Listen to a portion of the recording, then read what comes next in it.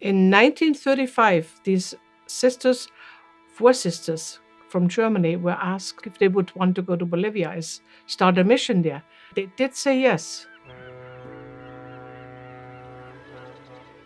They went to Chulamani in Bolivia.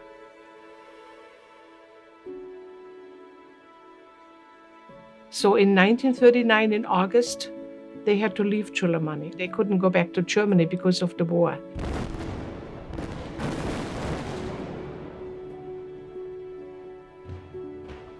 So they were asked to go to New Hamburg, New York.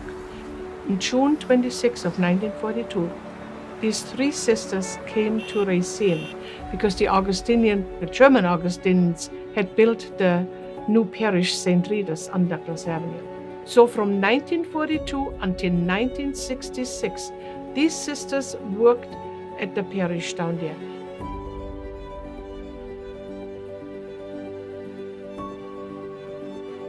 The 2, Sister Amalia and Sister Helen, were nurses, and they said, we don't mind the work, but we were called to something else.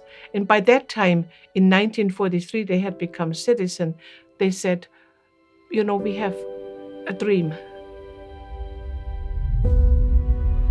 We want to make or build a senior citizen home.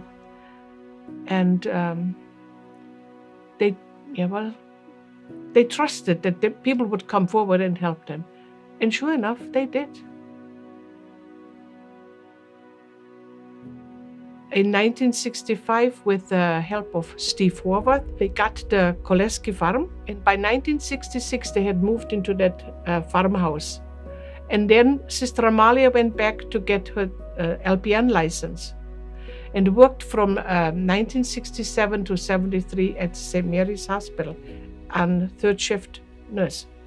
In 1970, they laid the foundation stone, and on February 1st, 71, St. Monica's opened the doors to the first residents. 3 of them came that same day.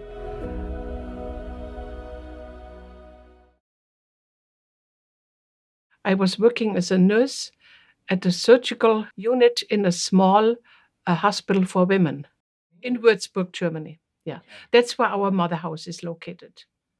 I came in January 15th of 1976 and started working at the home on January 26th of the same year. Before I came, I knew, that the sisters were building a home here. I had not met any of these sisters. I just knew their names. And I vaguely remember them opening the home and all that. But needless to say, I had no idea I was going to end up here. The home started to grow. The home filled up fast. We were already able to pay off the mortgage. In 1986, we started the South Wing, which was finished in 87. In 1999, we added the North Wing and the Link.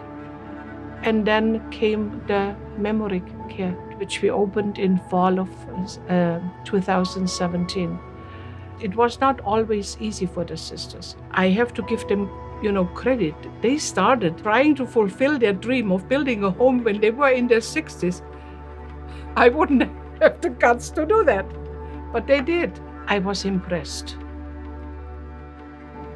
These sisters were down to earth, hard workers, but what really came across to me, they had an unshakable trust and belief in God. Our founding sisters in 1911 had that same trust. St. Monica's actually is built on disobedience. Because the sisters were supposed to go home to Germany. And they said, no, we are now American citizens. We have been away for so long. No, we don't. They felt that, God had a plan for them. I have to admire them. I don't know if I could have done it. I've seen many, many changes since I've been here, but positive. And with that positive and that hope, we go into the future.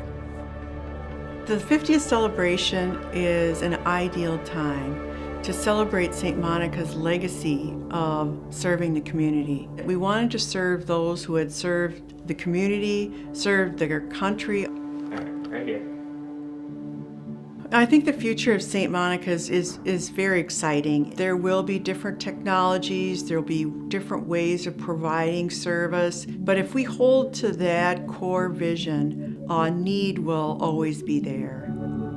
I know God is not going to let us down. He blessed, as I say, He wrote straight on crooked lines with that whole thing.